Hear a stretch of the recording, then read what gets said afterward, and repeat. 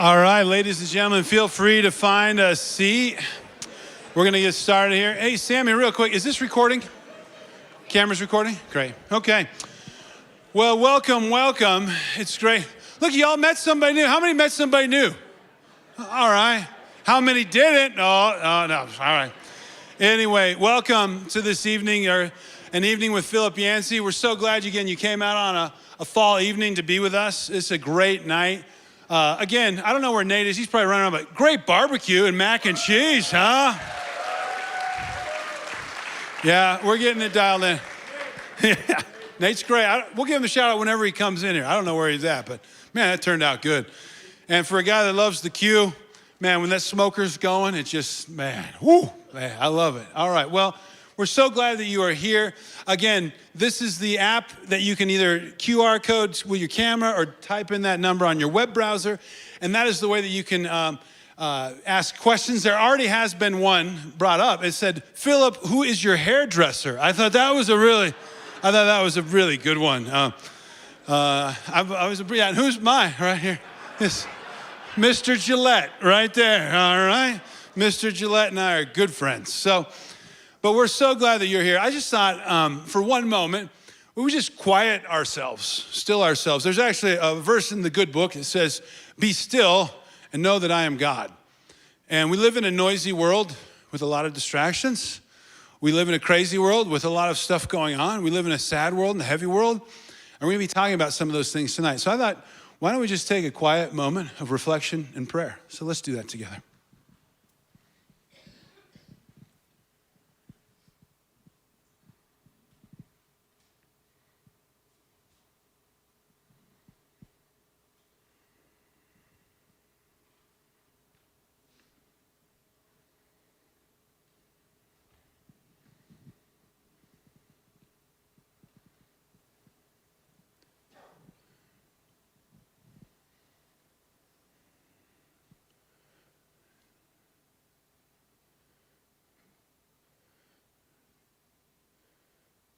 God, we thank you that you are here with us tonight. And we thank you, Lord, that you will even meet us in the silent places. So meet us where we are at tonight, wherever that may be. And may we capture a moment of your grace and your goodness to us tonight. Amen. And tonight, it's just such a privilege and honor to have our friend Philip Yancey with us. By the way, I think most of you saw out in the lobby, there's a book table with quite a few of Philip's books, and he is graciously willing to stay till midnight to sign every one of them. All right. And talk with you for 20 minutes every person. All right, that's a joke. But no, afterwards, he is graciously willing to sign, but if you could just, be sort of smooth on that, because I'm sure a lot of people would like that, but there will be books available for purchase in the lobby, and we thank you for that. Where's Joni? I don't know where Joni, there's Joni B. Give it up for Joni B. In the back there is amazing, Philip's assistant. Thank you for being with us tonight, Joni. Tonight's theme is what we call keeping the faith, and we're gonna talk kind of about three main subjects, and then open it up for a Q&A, and it's a conversation that I know, I can't believe he asked me to help facilitate it, but I'm gonna just be a facilitator. That means I'm gonna shut up. And if you can say, stop talking, all right? Because we're gonna hear from our friend Philip. But we're gonna kind of hit on three conversational points tonight. We're gonna talk about toxic church culture that some of us have experienced, or church hurt. Anybody ever had church hurt before, or experienced hypocrisy in religious life? And we're gonna talk about pain and suffering, which I'm sure many of us have experienced in some very acute and personal ways. And we're gonna talk about goodness, beauty, and truth with an emphasis on beauty, and open up for a dialogue. So it's a great honor to have Philip. So Philip has written, how many books have you written, my friend? 25. Come on, all right, But he's written 25 books. He lives up in Evergreen. We became friends through the Columbine tragedy commemorative service of the 20th anniversary a few years ago. And we became dear friends. And I'd just like to, let's give a warm welcome to our friend, Philip Yancey.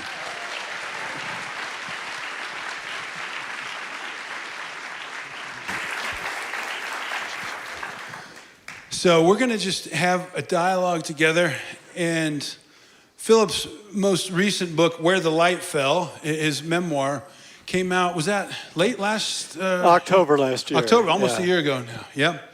And so, this is awesome, friends. This is so cool. Can you all see okay? Am I blocking the shine okay? All right, there we go. Such good hair, such good hair, all right. But what we're gonna do just a quick little introduction with my friend here. Philip, tell us really quick, how did you get into writing and how did you end up getting to Colorado? You hear people say, I always wanted to be a writer, and I was not one of those people. I wanted to play second base for the New York Yankees. But I didn't make the tryouts, and I'm very uncoordinated, so I had to find another deal. And I was in grad school at the same school Hawks graduated from. Ladies and gentlemen, this man went to Wheaton College, everybody, huh? That was a little weak. And you know, he was an All-American at Wheaton College. Did you know that? An All-American football player? Yeah. Division three. You know. Does he mention that every week or every other week or so? I didn't even know. I didn't know the word All-Americans coming out of Wheaton. But anyway, I needed a job, and there were a lot of Christian organizations that were located in Wheaton back then. Most of them have seen the light and moved to Colorado Springs. And I knocked up and down the doors that I could see, and only one of them offered me a job, and it was a magazine called Campus Life. And they said, if we have a magazine called Campus Life, we should have somebody on a campus. So they hired me, very low pay, part-time, to be their stringer. And that was the greatest possible way to get into writing, because there's no tougher group to write for than teenagers. Most of the time it went like this. Aunt Gertrude is concerned about little Johnny's spiritual health. He doesn't like to go to church anymore, and he may be smoking some of that marijuana stuff. So I know what I'll do. I'll give him a Christian magazine, Campus Life. And Johnny gets this magazine, and he's kind of thrilled. He doesn't get a lot of mail. Here's one that's got his name on it. And he starts reading it, and we've got one word, one sentence, one paragraph to keep him reading. And he's like, Christian magazine. They're trying to give me this propaganda stuff. And it was so great for me because I learned when I'm a writer, I am not in control. The reader is in control. Because you can shut my book, you can shut anybody's book or this magazine anytime you want to. And the only way to keep you reading is to, in some way, make you feel like you're having a rewarding experience. You're either entertained, you think it's funny, or you are challenged by it, or you learn from it. And you go to a lot of schools and they teach you about self-expression. Well, you can't make a living self-expressing usually. You have to give the dogs what they want, you know. You got to make it a satisfying experience. So a lot of Christian books tend to be written by experts. And I read these books, you know, theologians. We were just looking at a bunch of them in your library, Hawks. But I'm a journalist. I'm not an expert. So I found my voice early on. It wasn't that I know more about something than you do. It's that I have the same questions you do. And as a journalist, I get to explore the answers to those questions. And I can go to people who can help me. So whenever I run into a problem and I have no idea, somebody asks me a question, I have no idea, then I think, I should write a book about that. Because it'll give me a chance to find out what the answer is. I remember the publisher approached me about a book I wrote on prayer. And I said, I don't know anything about prayer. I feel terrible about my prayer life. And then I thought, you should write a book about that. And I found out that a lot of people feel that way. So that's what journalists do. They start with a question, and then they seek for people who can help with the answer. And then we moved to Colorado, Hawks. We were living in downtown Chicago when we moved here. So by the way, we need to give a shout out to Janet Yancey in the house as well, yes. Right there. Mrs. Janet over there. Yeah. Glad you're here too. Right. And we had wildlife in Chicago. We had squirrels and pigeons and rats.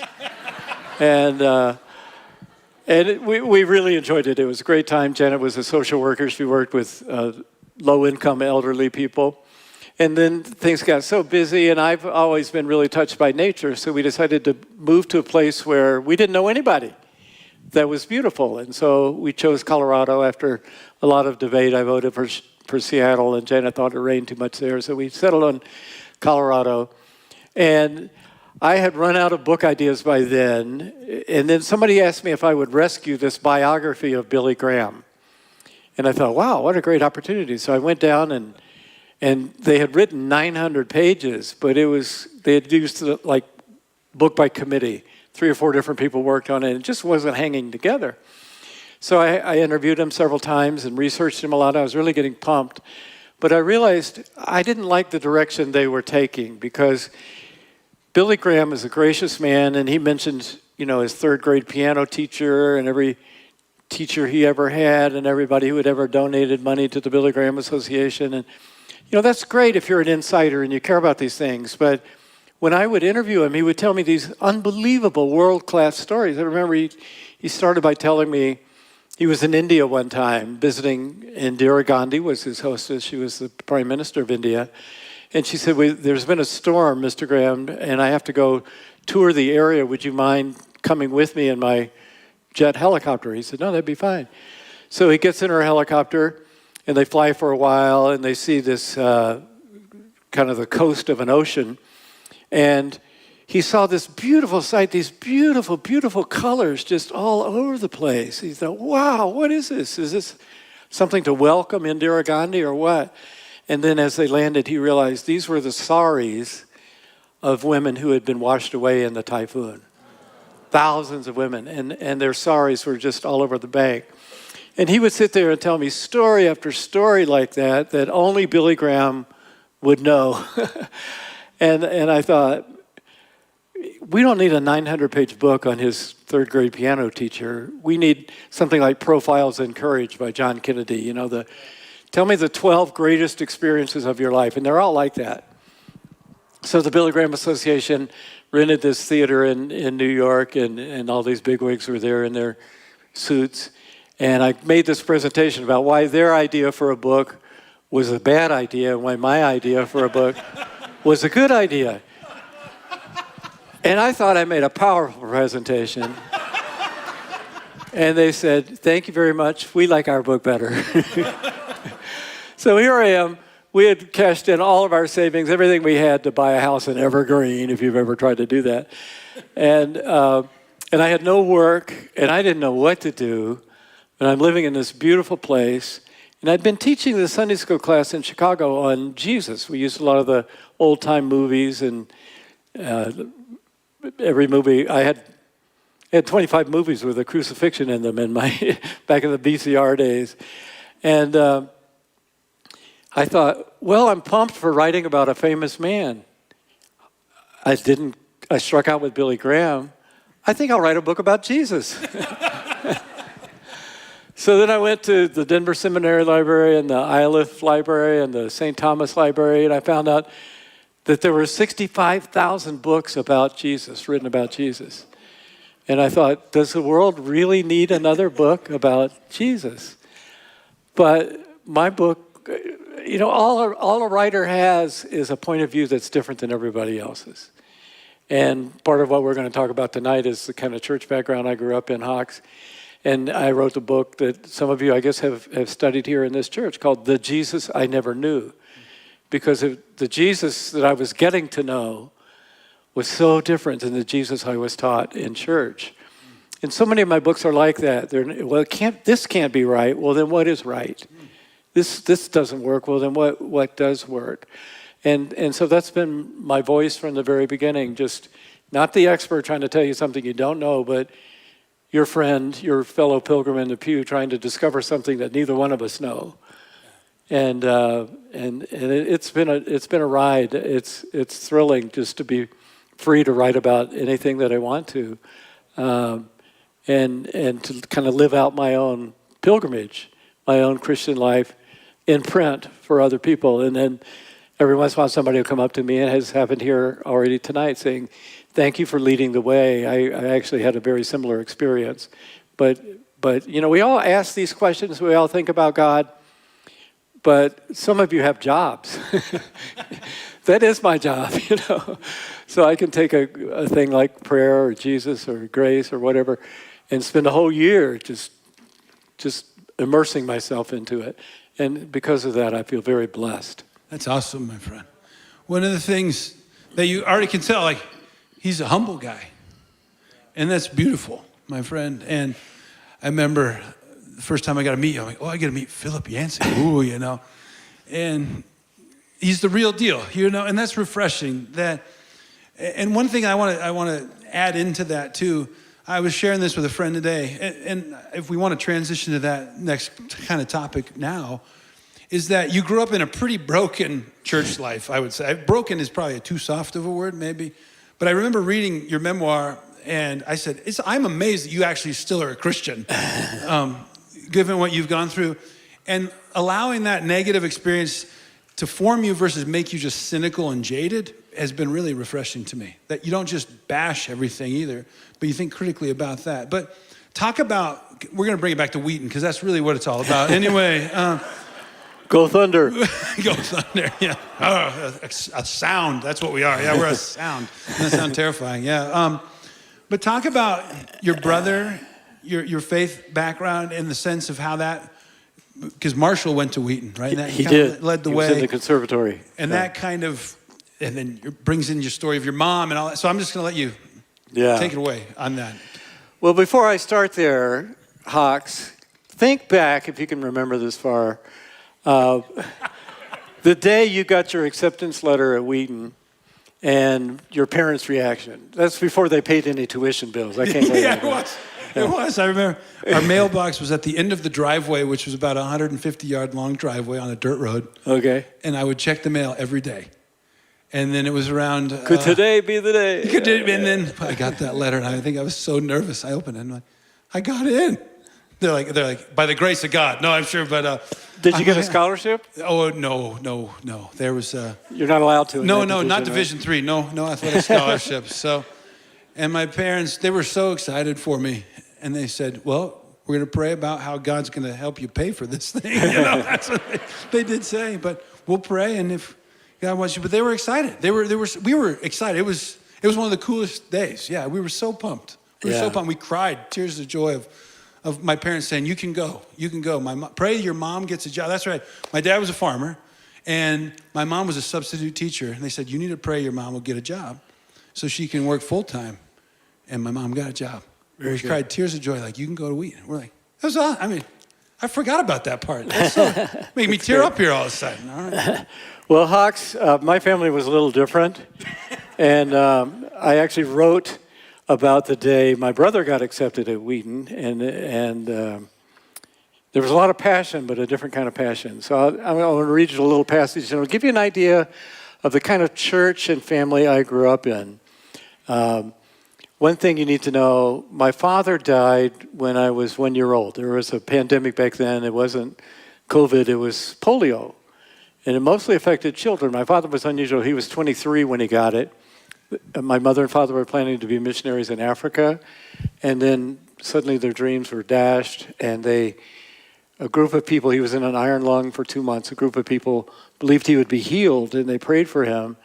And they removed him from the iron lung. But he wasn't healed, he died. And my mother lived with this burden of guilt and was a unsettled woman and took a lot of it out on her two sons. She's a widow. She was unprepared for living. She'd never written a check, never driven a car. And suddenly she's left with two boys and her dreams all dashed. And so she found nourishment in this really radical, fundamentalist, angry, legalistic, racist church that kind of kept her together. I mean, there were some good things too. When we ran out of food, they would help supply the food. So I'm not trying to diss them. But just to show you where things could go south a little bit or go wrong. Then comes one of those pivotal days that begins like any, but alters a life forever. I returned home from my job on a catering truck to find my brother Marshall sitting at the kitchen table going through the day's mail. He looks up, waves an open envelope, there you go, Hawks, and grins like he's just won the lottery. You won't believe it, he crows. Not only did they accept me, they're offering me a scholarship. He was a music guy, not a football player. Scholarship to Yeah, right. Hey, congratulations, I say. You got your number one choice. I hear Wheaton's a great school, and it's Christian. Surely Mother won't object. I couldn't be more wrong. That evening, the three of us eat dinner around the dining room table. Marshall says little as I describe my day's adventure on the route. I can tell he's churning inside. Just as we finish eating, Marshall brings up the letter. So I got some good news today, he says in a nervous voice. Wheaton accepted me and gave me financial aid. Mother reacts quickly as if she's mentally rehearsed this discussion. She knew he was looking to transfer somewhere and he'd mentioned Wheaton in passing. I'd rather you go to someplace like Harvard, she says, in a low, gruff voice, pronouncing the name with contempt. There, they don't even pretend to believe in God. Wheaton claims to, but they're liberal. They use the same words we do, but they don't really mean them. They're apostate, son. You're as likely to lose your faith there as at any secular university, maybe more likely. Marshall takes the bait. Get serious. Wheaton's a Christian college. It's just not as narrow-minded as some others. Didn't Billy Graham attend there? Wrong answer. Her voice rises. Yeah, look at him, inviting liberals and Catholics onto his platform, meeting with the Pope, talking about someday visiting Russia. That's exactly what I mean. So she makes a threat. She says that he had it lined up for this guy to drive into Wheaton, be his roommate. And she said she knew a federal judge, and she was going to get a warrant out for kidnapping if this guy drove him to Wheaton because he wasn't 21, and there were laws in Georgia. And then Marshall says, well, then I'll fly. What's he going to do, issue a warrant against Delta Airlines? Silence descends as Mother contemplates the next threat. Her jaw tendon twitches faster, though her facial expression does not change. When she speaks, the words come in a burst of fury. Make fun of me if you want. I'll do whatever it takes to stop you, young man. You listen to me. If you find a way to pull off this plan, I guarantee you one thing. I'll pray every day for the rest of your life that God will break you. Maybe you'll be in a terrible accident and die. That'll teach you. Or better yet, maybe you'll be paralyzed. Then you'll have to lie on your back and stare at the ceiling and realize what a rebellious thing you've done, going against God's will and everything you've been brought up to believe. Her words hang in the room like a cloud of poison gas. Once released, it cannot be put back in the canister. Marshall pushes away from the table, scraping his chair so hard it leaves marks on the floor. He heads toward his bedroom, and a few seconds later, I hear the slam of a door. I keep my head down, pretending to read a magazine. My vision blurs, and a quickened pulse throbs in my temples. Be still, my heart, is the only thought I can form. In the tense quiet that follows, I picture my father lying motionless in an iron lung, staring at fluorescent lights overhead. I'll pray every day that God will break you. She would pray for that? Dozens, scores of times in ensuing years, my brother and I have replayed that scene together. We recall the same vivid details, the prominent W on the acceptance letter lying atop a pile of junk mail, the cold, hard words coming from a face twisted in rage. Yet we always disagree about one crucial point, what our mother actually said after the words, better yet. I remember the threat of paralysis, while Marshall remembers a different version. Or maybe better yet, you'll lose your mind. Those words embedded him ever after, like barbed wire pressing into a tree's heartwood. To this day, I believe my brother's subconscious has backfilled his memory of her threat with what actually happened at Wheaton. So that's how our church felt about Wheaton College, Hawks. And you ask, how did my faith survive? Well, for a time it didn't. For sure, I went through a period of rejecting it. Actually, it was caused by my realization about race. This is a very racist church.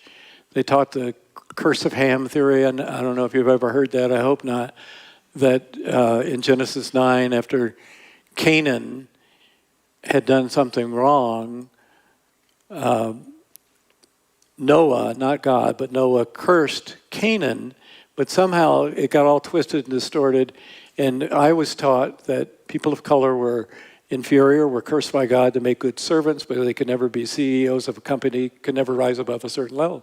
And you're a kid, you hear this in Sunday school, and the preacher, you think it's true. And we believed it. And a lot of people did over the centuries.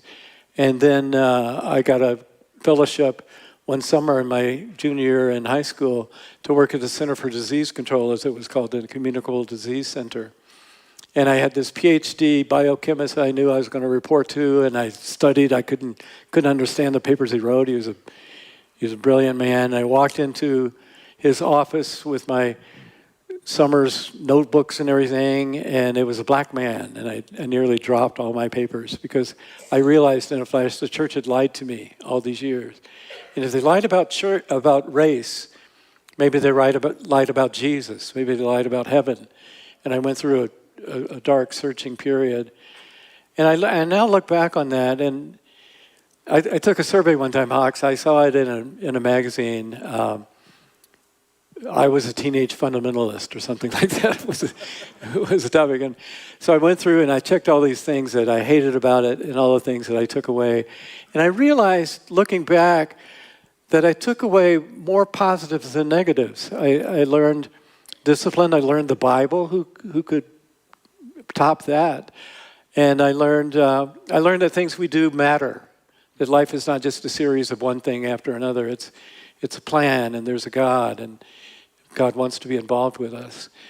And looking back, even though I had a lot of things I had to work through, I took away more positives than negatives. But you know what? Not everybody gets to that place. I look at my brother who was broken and cursed and did drop out his last semester and was diagnosed paranoid schizophrenic and has never been the same.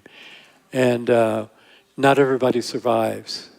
And yeah, the word I use is a toxic church. And I don't know, maybe some people in this room have grown up in a church, maybe not exactly the same as Southern fundamentalists, but things that we get wrong. It's easy to get things wrong. And I wrote this book for people. So many times I've been like sitting on an airplane and somebody next to me will say, hello, where do you live? Are you coming from Denver or leaving? And what do you do? And if I'm real busy and I don't want to talk, I say, I'm a Christian author. End of conversation. But actually, some people are interested. They say, "Oh, really? Like, what kind of books you write?" Well, I wrote a book on questions we all have, like where is God when it hurts, and does prayer make any difference? These kind of books.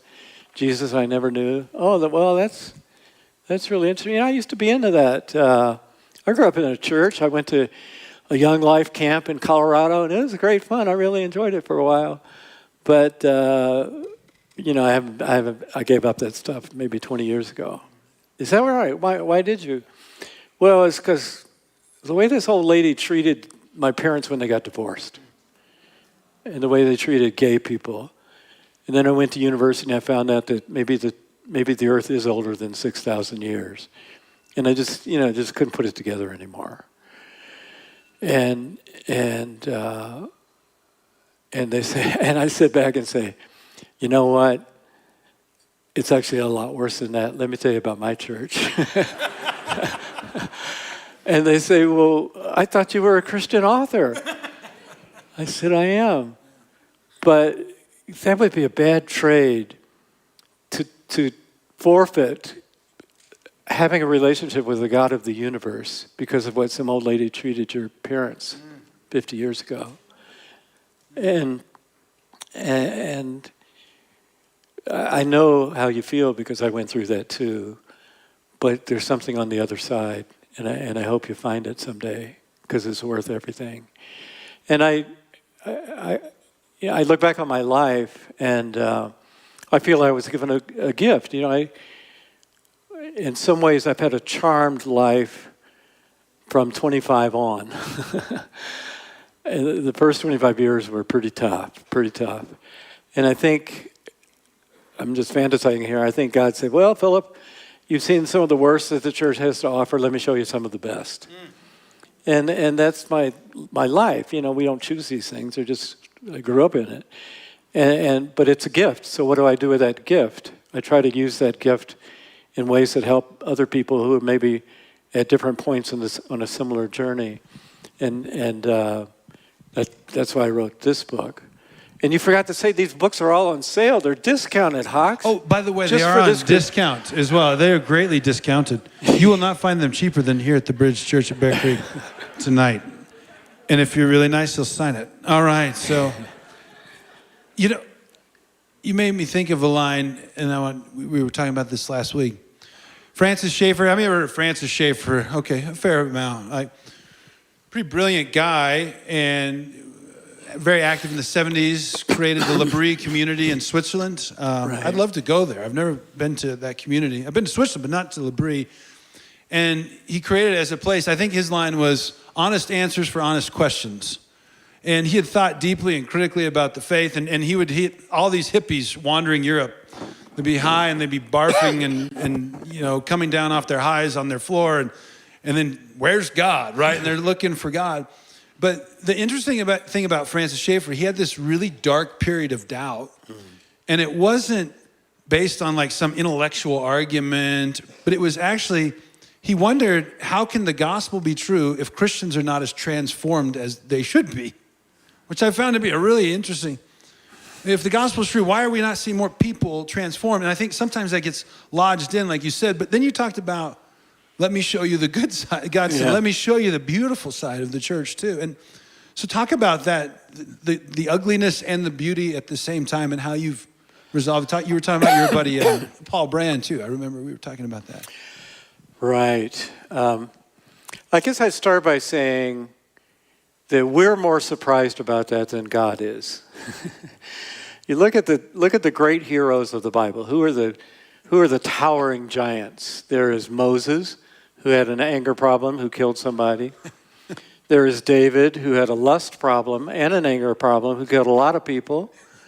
There is Peter, who was not very different from Judas Iscariot. Mm-hmm. Didn't you hang out with Jesus? I never knew the blankety blank 3 different times. Yeah.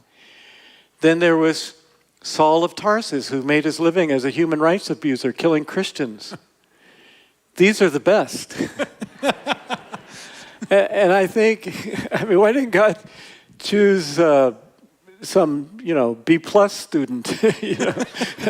Say, look at this guy. He gets most things right most of the time. But I think God deliberately chose so that none of us could say, well, maybe God can use those people, but he couldn't use me. Mm. He could never forgive me for what I've done. Oh, yeah, these are the best there is. And I kind of look on the church as God's greatest risk, God's greatest gamble. That's right. Did you hear what Dorothy Sayers said? What'd you say? The 3 humiliations of God. Have you heard about those? I have. Oh, okay. Well, I'll let you say them then. All right. Go ahead. Oh, all right. Oh, okay. You know what the 3 humiliations of God were? It said one was the incarnation, God becoming flesh and living amongst humans. Second was the crucifixion. That's pretty humiliating. And third, the third humiliation of God was the church. That's interesting. Yeah. So why did God do that? Sometimes when I think about that, I say, if I were God, I wouldn't have done it that way. And I think back and think about, why did God create Earth in the first place? God didn't have to do that. There's something going on. So why is there an Earth? Why are there people? Those of you who are raised Presbyterians, you know the Westminster Confession. What is the chief duty of man and woman, presumably? Glorify God and enjoy him forever. Glorify God and enjoy him forever. Okay, that's nice. That's what we're supposed to do. But what does God get out of that? And to me, the reason God is love, doesn't say God loves. It's not a verb. It's a noun. God is love. But there's no one-way love if there's nothing to love. You know, you got to have an object to receive that love and maybe even give some of it back. And so God created people in his image, people that reflect something of God, so that he have a group to love. And he looks for us to give him pleasure. God speaks when, in that second thing in Dorothy's Sayers, the incarnation, God found a way to love by becoming one of us. I mean, imagine that humiliation. The God of the Hubble telescope view of 1 trillion galaxies out there becoming a tiny little human being in one corner locked in space and time. And 3 different times, maybe 4, when Jesus was on earth, God the Father spoke audibly. He said the same thing every time. He said, "This is my beloved Son, in whom I'm well pleased." This makes me happy. Just watching Jesus, that makes me happy. I like that. And if you're a parent, you know what that's like, you know. Look at my baby, he can walk. Yeah, 7 billion people can in the world.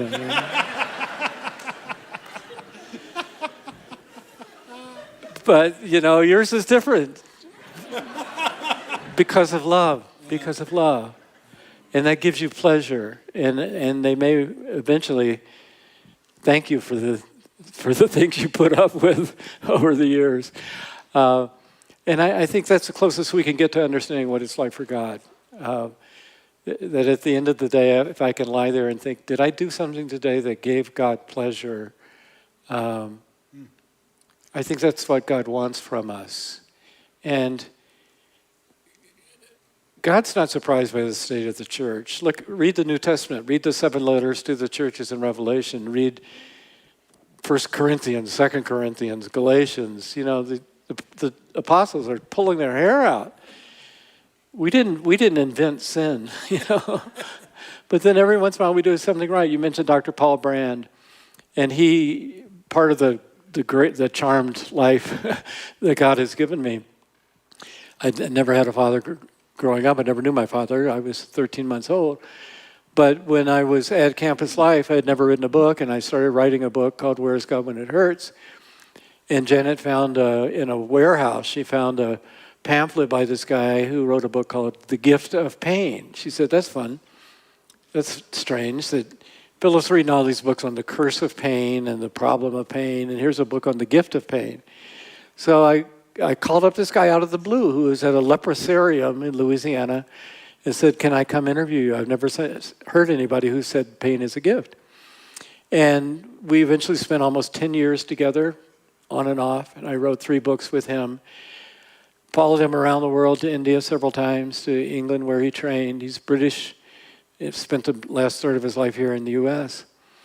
And I've interviewed a lot of people, impressive people. I've never met anyone as bright and as connected with the world as Paul Brand. He had been offered head of orthopedics at Stanford University Hospital Medical School and at Oxford, and he turned them both down instead to work with the lowest people on the entire planet. I guarantee you there is nobody lower than a Dalit or an untouchable in his day, an untouchable who has leprosy. That's as low as it gets. They're not allowed in the village. They're forced to live out in a pile of rocks. Somebody may take them a bucket of slop every once in a while to feed them. And he was the only orthopedic surgeon in the world with 12 million leprosy patients. And he devised these incredible procedures to make them remake their hands and their feet and to keep them from going blind. And here's this man, there's one statement Jesus made more often than anything else, 6 times in all in the Gospels. What would that be, James? While he's thinking. It goes something like this, and I'm paraphrasing here. You don't gain your life by acquiring more and more. That's the American way. You know, more resumes, more goods, more money, more stocks. You find your life, Jesus said, by giving it away in service to others. And Dr. Brand embodied for me the truth of that, because I never once felt a moment of pity for, oh, poor Dr. Brand, he has to hang around those with people with leprosy all day. No way. He had no air conditioning in India. It was a miserable life, but I'd never met anyone more joyful and fulfilled and grateful and fully alive in God's world. I knew the name of every moth, every butterfly, every bird. And it only takes one person reflecting the image of God, one person. And I look at Dr. Brand and say, I want to be like that. And what I was really saying was, I want to be like Jesus. Because every once in a while you find somebody who points the way. And when you find somebody like that, you think, I've made my living as a journalist. I could tell you story after story of people like that who have apparently giving their lives away for fighting sexual trafficking or preserving the environment or visiting prisoners. You know, I can tell you these stories. I know these people, and they're my heroes. And they're not usually on the cover of Time magazine. They're not usually featured on CNN. But that's the humiliation that God took. Yeah. And sometimes it works. And God, I wouldn't have thought it was worth the gamble. God thought it was worth the gamble. Yeah. Because every once in a while, one of them will say, look, I can walk, and I love you, Daddy. and that does something to God, my beloved son or daughter in whom I'm well pleased. That's beautiful. That's beautiful. In talking about that, I want to move to the topic of pain and suffering, of which you're personally familiar with. You've written a bit about it. In fact, I invited a friend tonight who wasn't able to make it, but he said, where's God in the pain? He just asked that question. Really? Yeah, he says, where's God in the pain? Who lost his father when he was, I think, 20 years old. His father was a relatively famous research scientist in South Africa. Comes over the crest of a hill, hits a cow, and cow kills him in the accident. Today, our family's been acquainted with pain. Today, 23 years ago, Joe Anita was born, and many of you, if you come to our church, our son Michael, his sister, we called her JoJo. She died last October, 11 months and a little more, almost a year ago now, and her birthday was today. And it brings up pain. And talking with a friend this week too, whose daughter is struggling with doubting God in the silence. Where's God in the silence? How have you helped people wrestle with pain, with suffering? It's massive. Well, it's my own fault for writing a book with the title, Where is God When It Hurts? Because I get these phone calls from places like Sandy Hook, Connecticut, and Virginia Tech, and Columbine High School.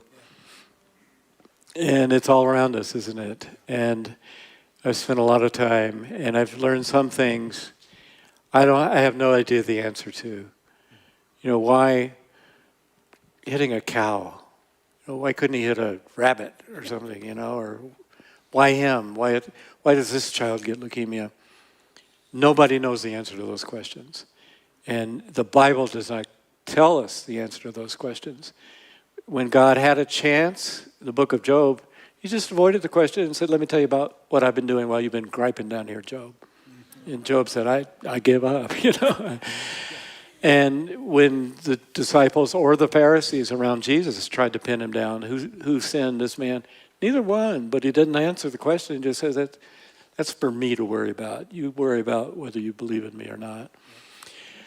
And I remember when I got the phone call from a pastor in Connecticut after Sandy Hook. You may remember it was right before Christmas. It was like the week before Christmas. And he said, can you come and talk to the people here? We're the only thing close to an evangelical church in the area, and people are hungry. They need some answers here.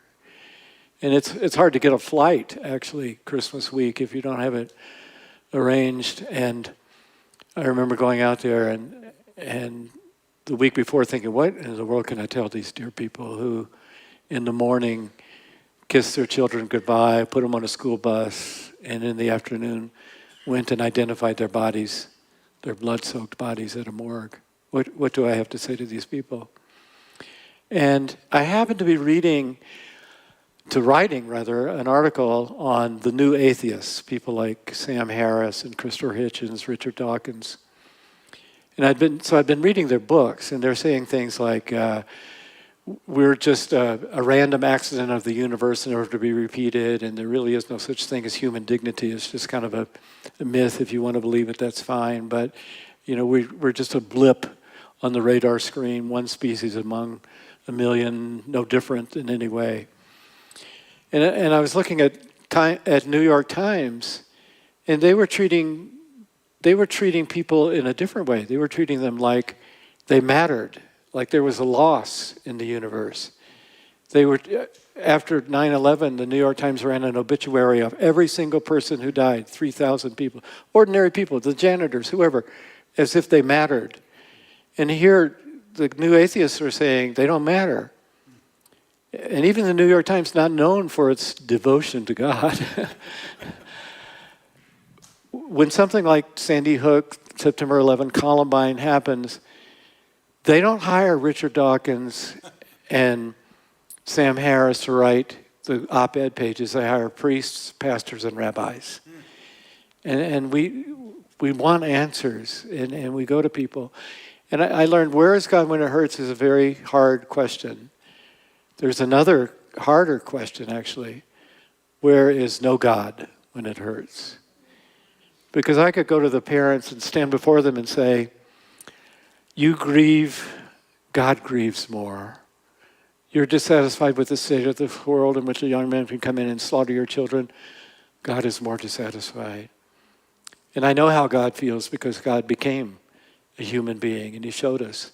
And not one time did he say, I don't have time for that healing today. If there was any spark of faith, anyone who asked, he healed.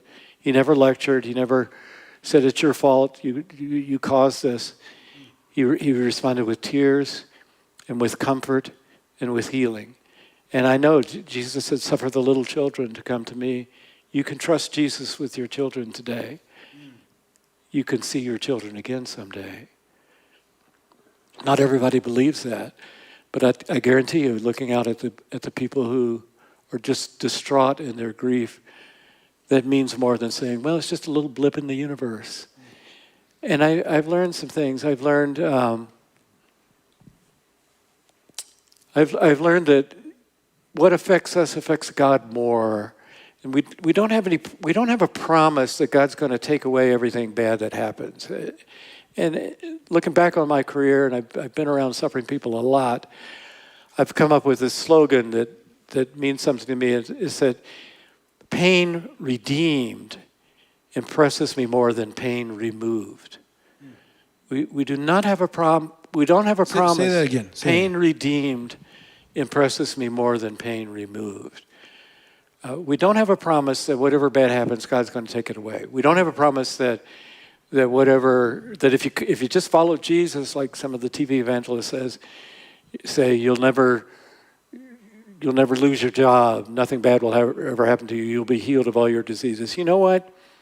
100% of Christians die, the same percentage as non-Christians. It's not that easy, I think probably about the same percentage of Christians get COVID as non-Christians. I don't know. About the same percentage go bald or... Hey. Brothers, I see you in the back right there. I see that shine. Or wear eyeglasses. Or, God doesn't promise.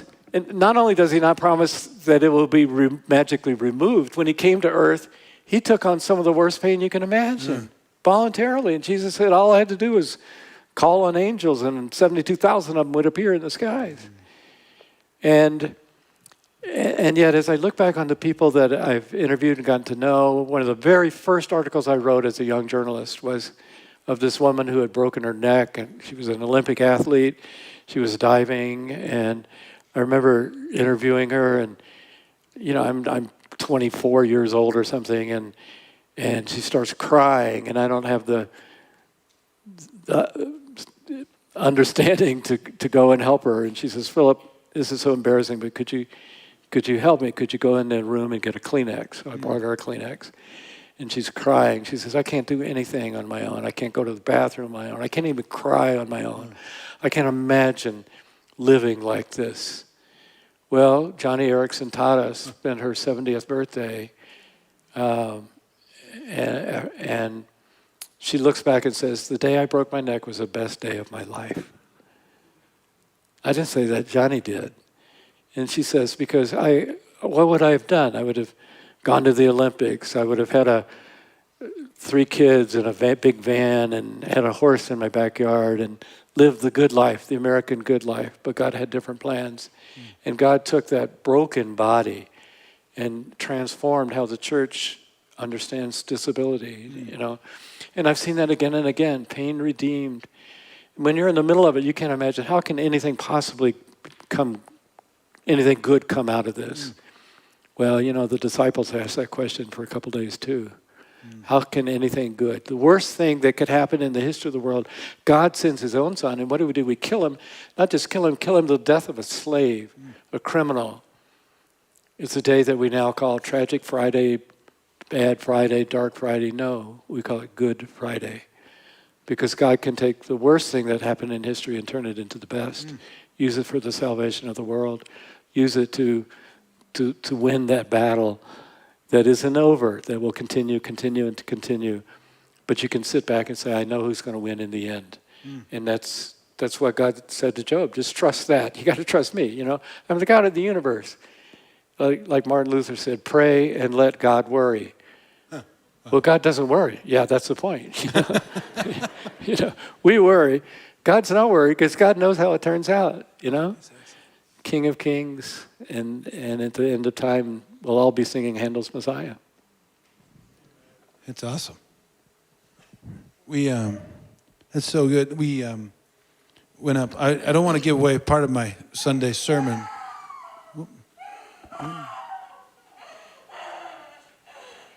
It's okay. It's okay.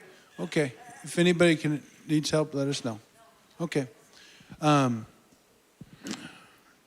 We were today we were at Mother Cabrini Shrine, and we met some nuns there, and some of the most powerful words that Jesus ever said, were talked about with Jesus, were Jesus wept. Jesus wept. And the God who suffers with, Emmanuel, God with us. And God is with us in our weeping. Yeah. And he weeps over our own pain. Yeah, and I think it's important that Jesus, we would think if Jesus was here, God incarnate, what he'd like to do is say, no, gather around, disciples. Let me show you how to handle difficulties, pain and suffering. It's possible to surmount these and be an example to others. Jesus didn't do that. When his friend died, he reacts like I do. I cry. I want to shake my fist. When Jesus faced pain himself, he didn't say, okay, guys, gather around. I'm going to have a hard time here, but this is how you do it. He threw himself on the ground and cried out, God, if there's any other way, take this cup away from me. If there's any other way, get me out of this, in essence. But, you know, Hebrews says that Jesus learned obedience through the things that he suffered. Think about that. He's just learning obedience. He learned we don't have a high priest who's untouched by our infirmities. We have one who knows what it's like because he was here. Yeah. He went through it with us. And so that God can say, literally, I know how you feel. And when you think about it, the invisible spirit, God, really didn't know how we feel. He didn't have nerve endings. He didn't have pain cells. But Jesus did. Yeah. And they were tested to a great degree. That's good. That's good. One more little topic, and then I want to turn over some Q&A. Again, remember, QR code and Slido, all right, with your code. One of the things I want to talk about briefly, too, we've talked, you know, growing up, Francis Schaeffer was known as a great apologetic type guy, right? Yeah. The reason for God, he is there and he is not silent, right? How do we handle modern apologetics? I'm partially thinking, actually, I'd like to argue that if I just gave you all the rational proofs for the existence of God, that will just win you over, right?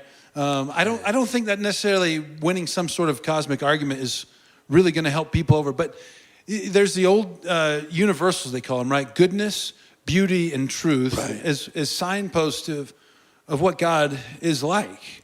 That he's good, he's true, and he's beautiful. Tell us, what do you think about that as a modern apologetic, like as far as defending the faith, keeping the faith? What does that look like in today's post-Christian kind of world that's more antagonistic towards kind of at least Christian culture per se?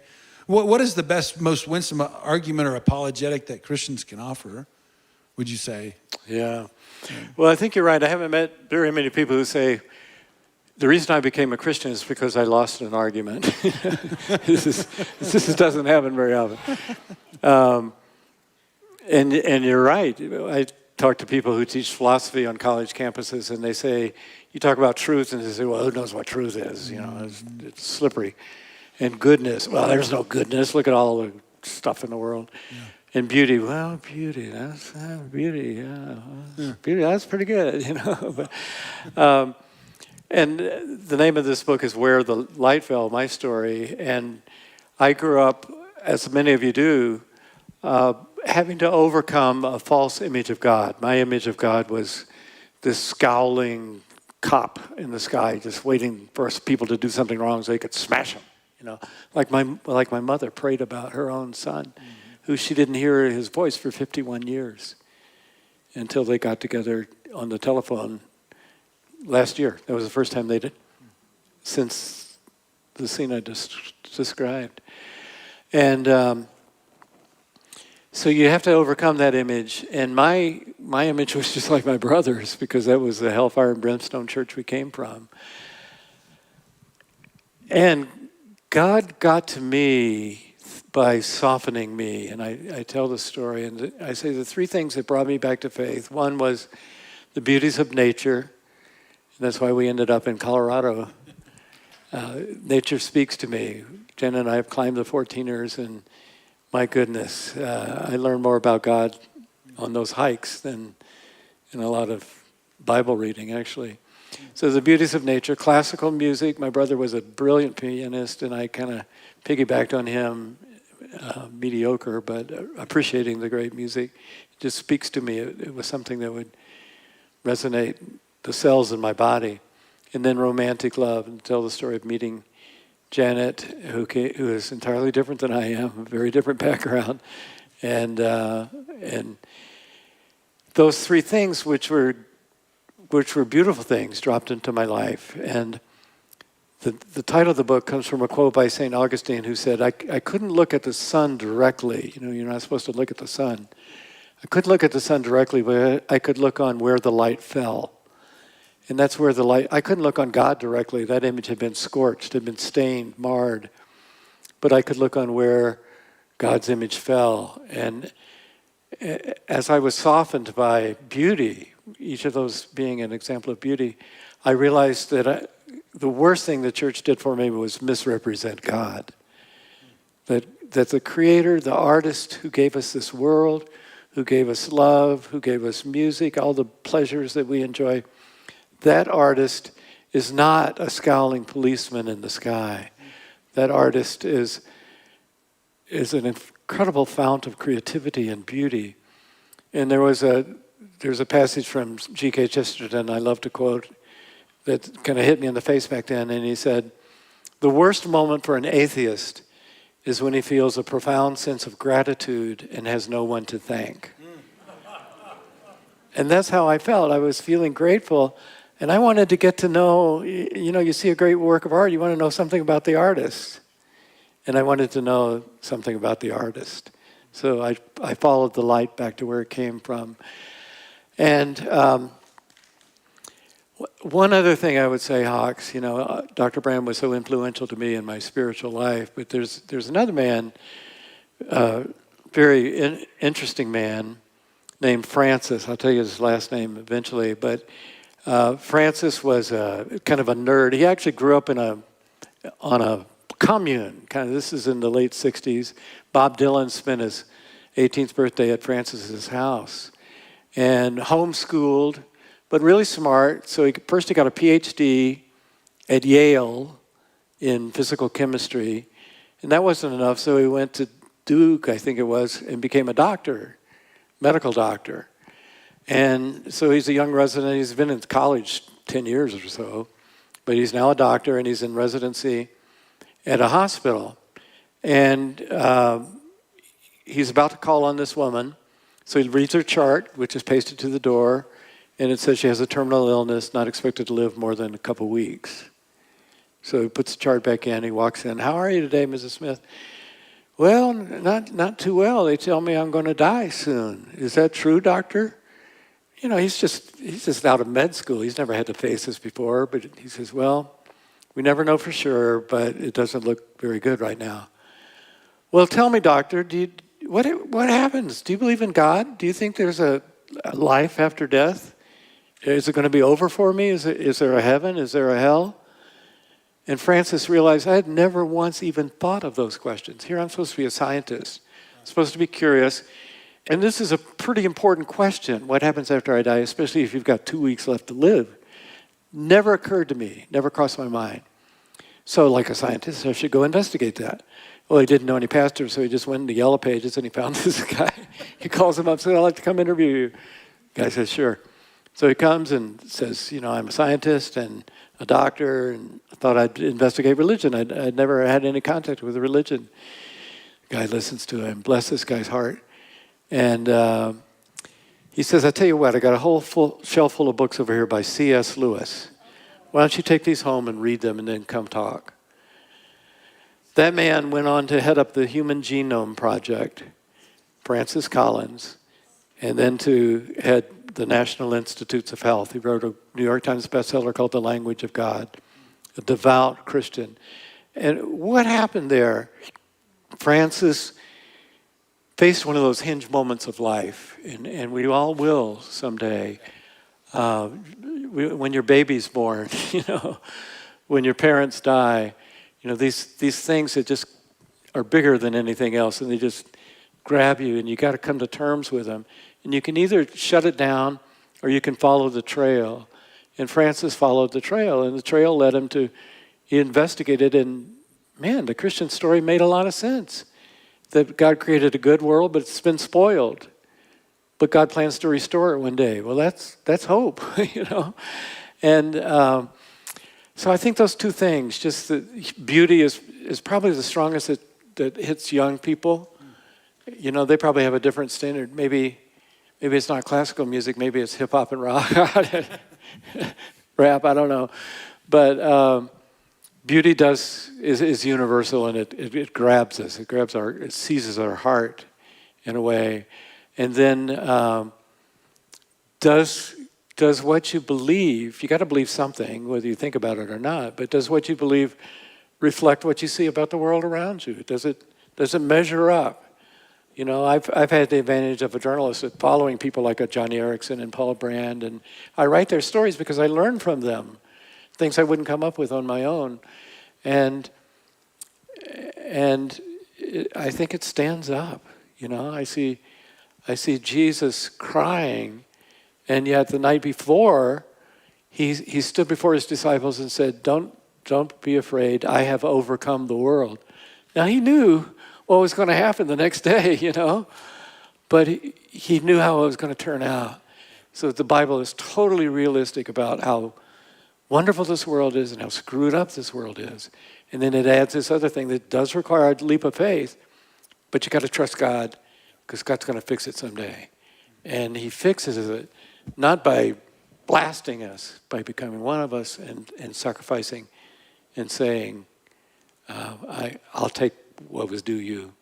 I mean, that's the Christian story. And it does take faith, but you line up the others. You know, I line up the Richard Dawkins and the Christopher Hitchens, and boy, when you face the Sandy Hook, they offer no hope at all.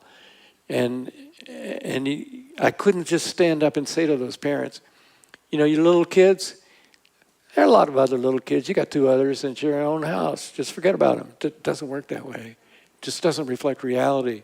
So whatever you believe, it should reflect what means the most to you. It should reflect what you're looking for. Awesome. Thank you, bro. You ready for some questions? Sure. I thought that's why we did. So you can jump to Q&A, friends. I think we have some flowing in. As I'm looking, I'm going to look over some of these real quick. Probably not going to get to all of them, but maybe we can rapid fire most of them. I was thinking, who is your favorite interview? Real quick. Who's your favorite interview and why? You don't have to go crazy long on that. You mean interviewer? People? Interviewee, your favorite person you've ever interviewed. Oh. Or most interesting one. Yeah, I'd have to go back to with Dr. Brand because we spent so much time together. And when I would ask him a theological question, he would say, well, I read that one time in the German New Testament, but the French one says, but the original Hebrew is... How do you argue with that? And he's a medical doctor, not a theologian. Yeah, that's pretty good. That's pretty good. Okay, here's one. Whoa, this one just hit. Uh-oh. Is there anything published of yours that you regret writing? That was an easy one.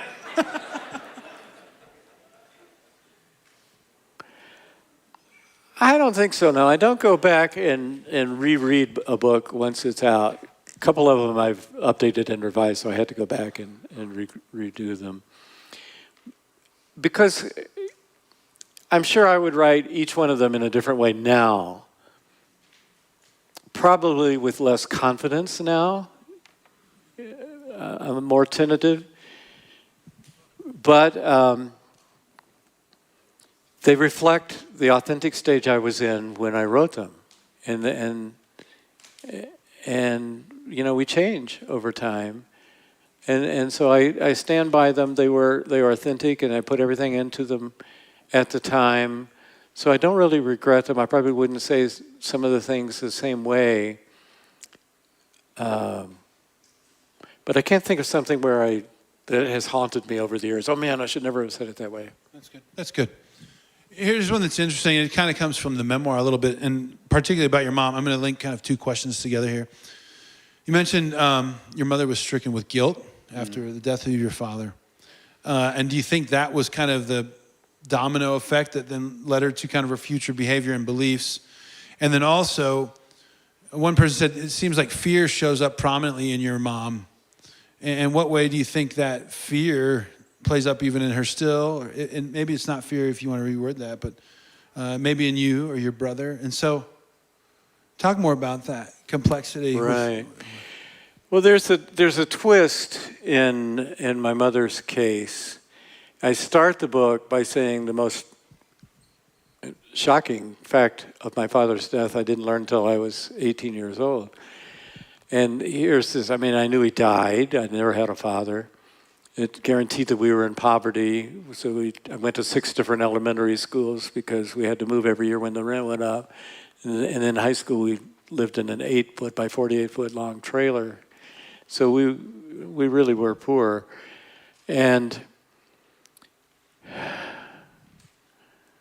when I go back, the shocking fact was this, and that was when I learned that he had been pulled out of the iron lung by people who thought that he would be healed. My mother was at the forefront there.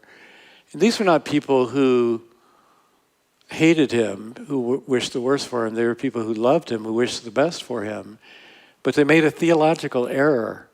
They took on a prerogative that only God has. When should a person die? When should they not die? And they absolutely believed he would be healed, and they were wrong, tragically wrong. We lived under that shadow ever since. So, imagine my mother, who was part of that group, and would go and sit by him all day, every day at this iron lung, feeding him. He could barely swallow, couldn't even breathe on his own. So she did this for 2 months in a row. Of course, she wanted to get rid of that. And then she took this great leap of faith, and then he died. And she was terrified. Again, she couldn't drive, she couldn't write a check. And how do you get out of that? How do you overcome that? Well, what she did was she went to the cemetery where he was buried. And you know how the ground takes a while to settle, so it's kind of mounded. And she flung herself down with her hands stretched out, almost like a cross, on her husband's grave, and she said, God, take your children, take my children, take Marshall, take Philip, now, unless you want them to replace their father as a missionary in Africa. So she made a vow, like Hannah in the Old Testament. And she meant it. Oh, did she mean it? So whenever we strayed in the slightest way for this plan that she had set out for us, she freaked out. I mean, I told you about cursing her own son because he went to Wheaton College. And the ramifications of that continue to this day.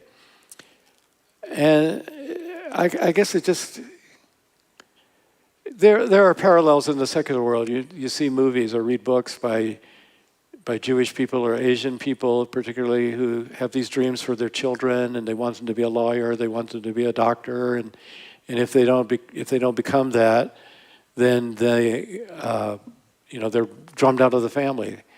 Chaim Potok wrote these great books about his son. He wanted him to be a rabbi, the father did, but the son wanted to be an artist, and the father never spoke to him again, just never opened his mouth again.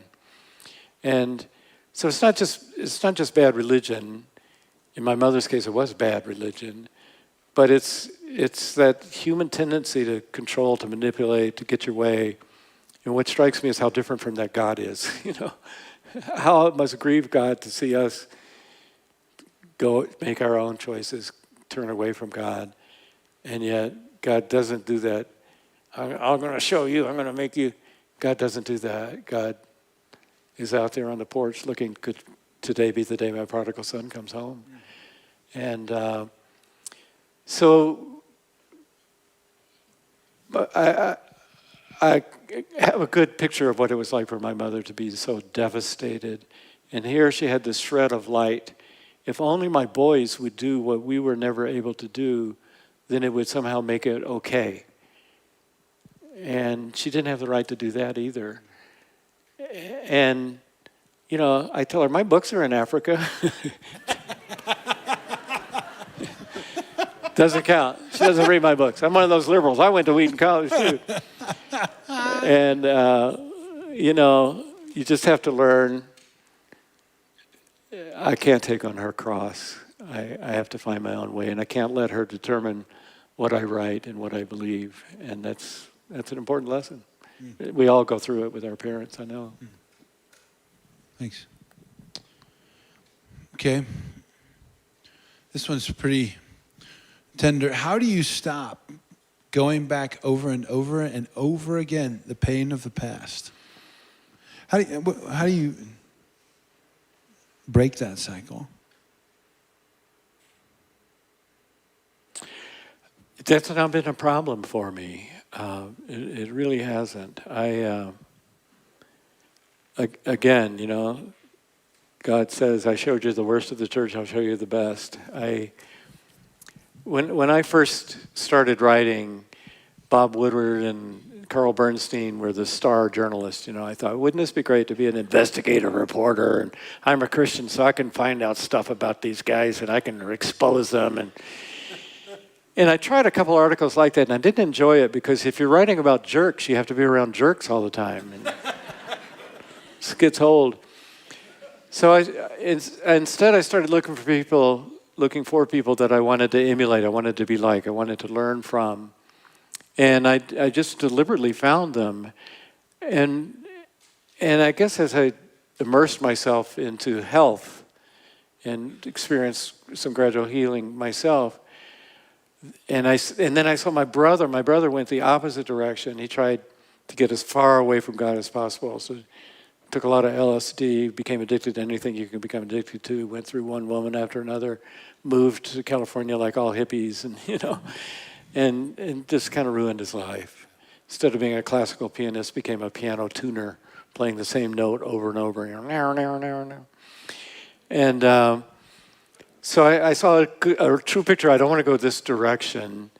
And I started looking to what direction do I want to go. And God put in my path people that taught me. My boss at Campus Life, great man, Harold Myra, became the publisher of Christianity Today. And of course, Paul Brand and many others. I wrote a book about the people who really changed me, a book called Soul Survivor. I don't know, do we have it back there? Well, we didn't have it. Okay. Amazon? Do you prefer Amazon? Okay, There you go. there you go. Amazon. You pay much more at Amazon, by the way. And I just, again, I feel blessed. And sometimes I speak at college campuses, and I remember what it's like. These kids there, and their whole future is in front of them.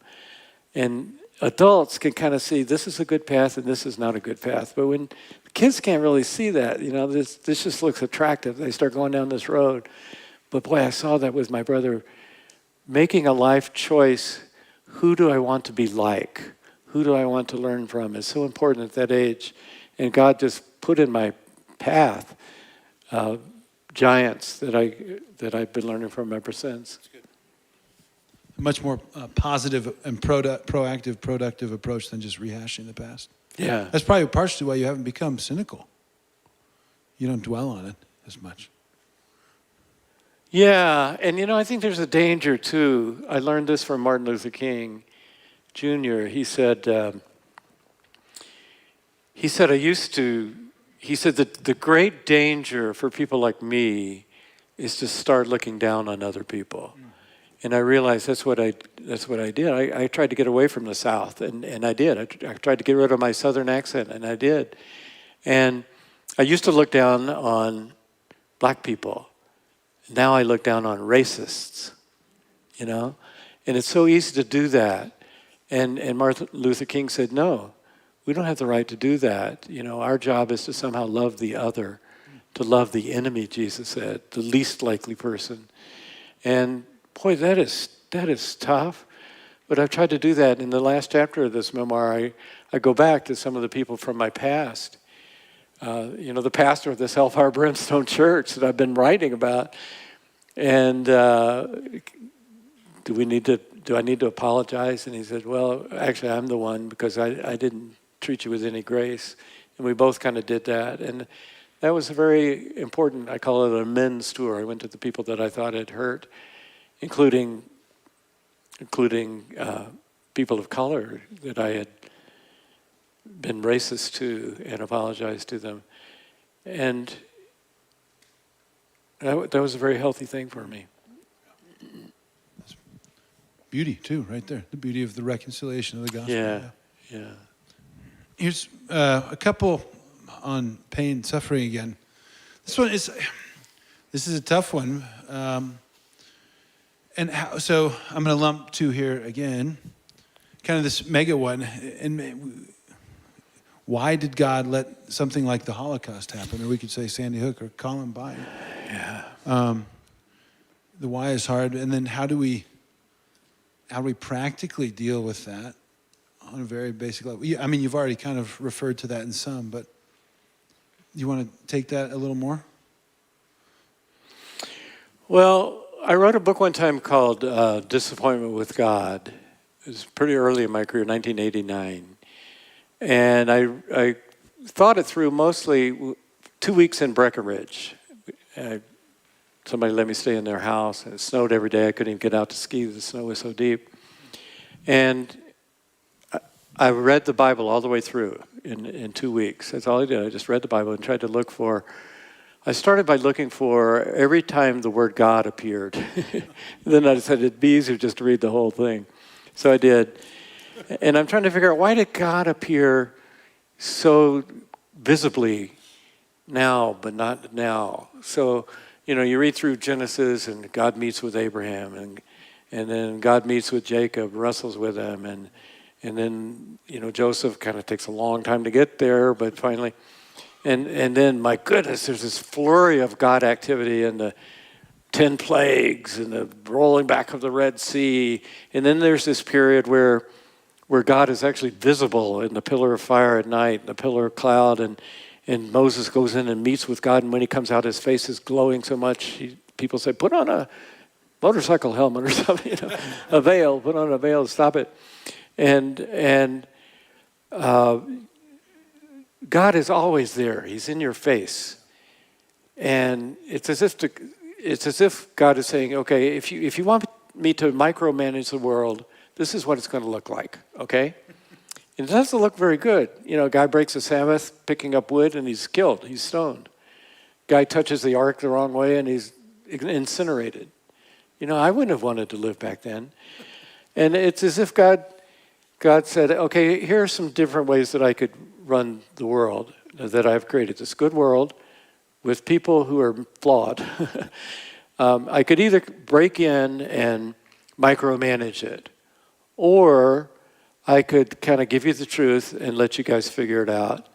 And maybe I'll intervene now and then, but sometimes not.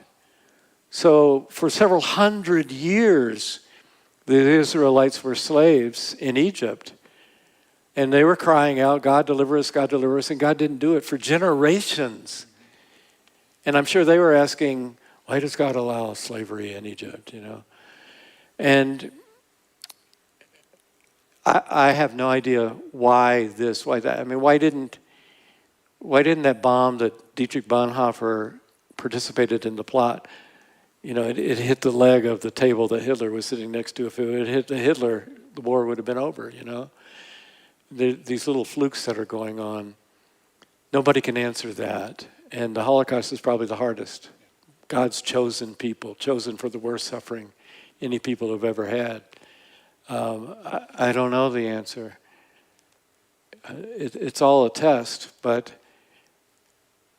you know, many people say that probably the oldest story, maybe not the oldest book, but the oldest story in the Bible is the book of Job.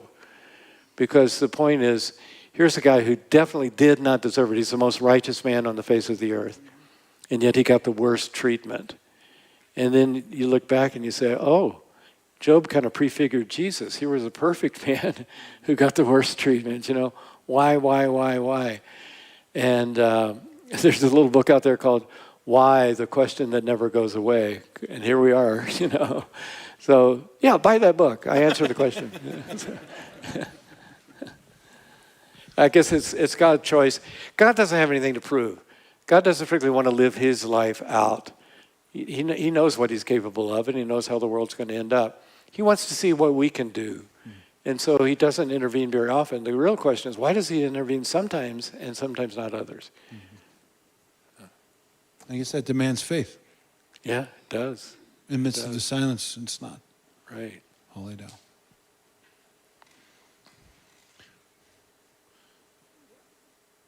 Okay, you remember Knight, Elie Wiesel? Yes. You guys ever read Knight? A lot of probably had to read that freshman English, probably, I think. There's that horrific scene where the 4-year-old boy, I think, is being hung from the gallows. And Wiesel, I think it's Wiesel or somebody who's standing in the crowd, because they're all forced to stand at attention and watch it, right? Like he says, where is God? Where is God? Yeah. You remember that line? I do, yeah. And then somebody says, Wiesel maybe himself says he's there on the gallows. Yeah. And I think that turned Wiesel maybe towards atheism, like God's dead. But for the Christian, you could say, no, God is with that young child on the gallows, and the God who suffers with, who enters into the suffering of people. It's the mystery of God is not immune to suffering himself, but he enters into suffering with his people, for his people. Right. It doesn't. Yeah, if you think of, it's easy to think of God being up here, yeah, and then, you know, like lightning bolts, just intervening here. Yeah. The picture I have is more like God down here in us, in the cosmos, in the universe, and then occasionally, preferably using us. I think God seems to prefer it that way, but working in us, working through us, working in creation. Not so much that dramatic interruption. We certainly had those in the Old Testament, and occasionally past the Old Testament, but not primarily. But we're told God primarily wants to live through us. God is a spirit, doesn't have anything to prove. And we always want God to appear visibly. You know, God, if you would just show me a sign. Yeah. God doesn't need to show you a sign. God is a spirit. He says, practice spiritual disciplines. Talk on my level. Learn my language. You know? But we make these demands of God and say, if you don't do this, then I won't believe in you. Well, who loses in that?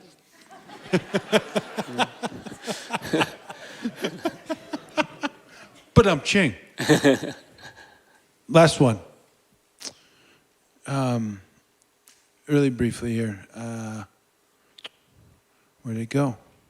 And then we'll wrap it. What has been one of your most challenging books to write?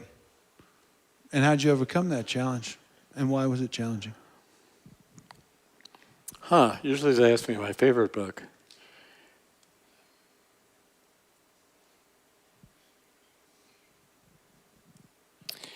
I'd say a couple. Usually it's the last one I did. And this memoir took me 3 years. Took me a lot longer than any other book I've done, because I'd never done a book that was pure narrative before. I'd always done idea-type books. The one before that was a book called Vanishing Grace. And that was challenging because I wrote it in 2014, I think it was. Yeah, I think 2014. Okay, then we had an election in 2016. Do you remember that? And then another one in 2020. And, of course, I had no idea what was going to happen in 2016, but I could sense that there were some big divisions happening in our nation and in the church. And I had no idea, and I don't think anybody had an idea of how stark those divisions are. And it makes me deeply sad how this country has divided fiercely, and it's hard to imagine how it's going to heal, how it's going to come together. And even things I couldn't have imagined back then, for example, the church's response to the pandemic. What we were told to do in 2 Corinthians 1 is to represent the God of all comfort, the Father of compassion, and to receive the comfort we've received from the Father and spread it abroad. The church, when I saw it in the pandemic, was not an agent of comfort. It was an agent of strife and division and conspiracy theories in some cases. And I'm not making a statement about who's right and who's wrong. I'm just making a statement that I don't think the church helped. At a point when the entire world was affected by this virus, we didn't really represent the Father of comfort, Father of compassion, and the God of all comfort. So maybe I didn't do a very good job in that book with expressing myself, but I just sensed something's off the rails here, and it's only increased since those days. So I guess I'd say that one. I wish I'd maybe had more insight or more power in expressing it. I wish more people had read it. Is that available tonight? No. Oh, it is. It is special available. Discounted price. It's very cheap. Yeah, it's very cheap now. Okay, we have 1 minute. Why not? Okay, let's go there briefly. So part of what we're trying to do is model just good conversation and listening and talking. Does that make sense? So you can do this with your friends, all right? Because you're my friend, and we can talk honestly. You can, even when you're wrong. And this guy. Oh, the last time. All right, anyway, but how would you encourage followers of Jesus in this insanely divided time?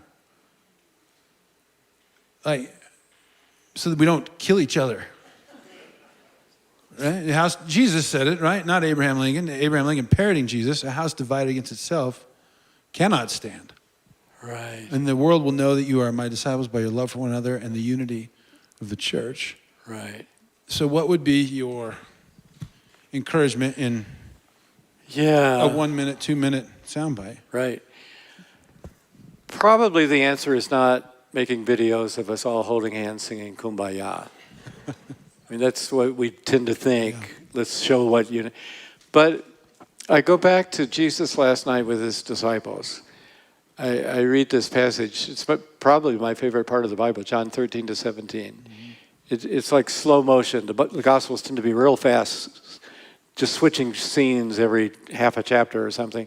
But then John really slow. I guess you're studying John now, aren't you? Yep. Yeah, when you get to 13 to 17, make him slow down, because the Bible slows down and kind of shows us the faces of the disciples, is it's finally dawning on him. He's talking about dying. He says he's going to leave, and he keeps trying to get through to them one way or another. If you go back and look at that, he gives them three things, lasting things for the church. First, he washes their feet. And they say, wait a minute, I should be washing your feet. He says, you don't understand. You're the least shall be the greatest. I came to serve, and you should serve. But you don't get any credit for serving. Yeah, that's the point. Just go serve. And then he says, a new commandment I give to you, that you love one another. Well, that's kind of not a new commandment, really, but he means, I mean it. The world doesn't know how to love. They really need to, you need to show them. And that means loving people you disagree with, loving people that smell bad, loving people that vote for the wrong person. Go out there and show the world how to love. They don't know how to do that. They divide into tribes and shoot each other. And look at history, my goodness. So those two things. And then the third one is that unity thing. He said,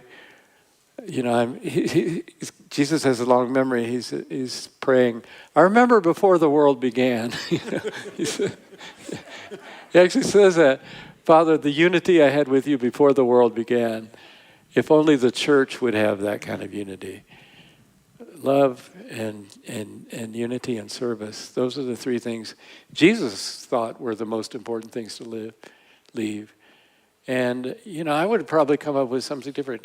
Don't give up in the hard times, because there'll be good times coming. But Jesus said, look, this is your job. The future is my job. I'll take care of the future. Your job is to do this. Be different than the world around you, so that people will say, those guys are different. I want what they have. And that's how the church really conquered the Roman Empire, not by arms. Most Christians in those days were pacifists. Yeah. But by loving and by serving and by being unified in a different way than the world around them. And I think you can't get any better than Jesus' 3-point sermons. That's a pretty good one, right? Amen. Well, friends, this was excellent, wasn't it? Let's give our friend Philip a good hand. Thank you. Thank you. And hopefully, again, we modeled a little bit, have important conversations with people. And take the time to do that, and open your homes and open up your heart about real conversations. Thank you so much, my friend. Absolutely. I'm going to let you head out to the lobby or take your drink or whatever you need. But thank you so much, everybody, for coming tonight. If you do have children, please go get them, okay? Or they will get you, all right? You will get got, as they say. But Philip is graciously willing to go and meet you out there. Again, just kind of be respectful if there's a line building. Try not to, get your deepest question answered. But know that he appreciates your time. And this was an excellent time. This was an excellent evening. And thank you all for coming. We're so glad you're here. I want to just close with a brief word of prayer and thanksgiving. And we'll conclude our night. Lord, we thank you for this time. Many weighty things to think about. And I thank you, Lord, that every person here wanted to engage on a deep level, to think about important things and to wrestle with faith, to wrestle with the brokenness, to wrestle with what we see as incongruities in our own worlds, in our lives and faith. And Lord, we pray that we got closer to you tonight. And Lord, that you would use us to be good image bearers of you. Lord, if there are people here who are wandering tonight and maybe were encouraged and want to know more about you, that they would step out in faith and that you would show yourself real to them in a very tangible way. And so, Lord, go with us this evening and this weekend. Guide us. And Lord, as the old prayer book said, comfort those who suffer in body, mind, and soul. And Lord, give us your presence this day forth. In your name we pray. Amen. Thank you all and have a great evening. God bless you. Thank you.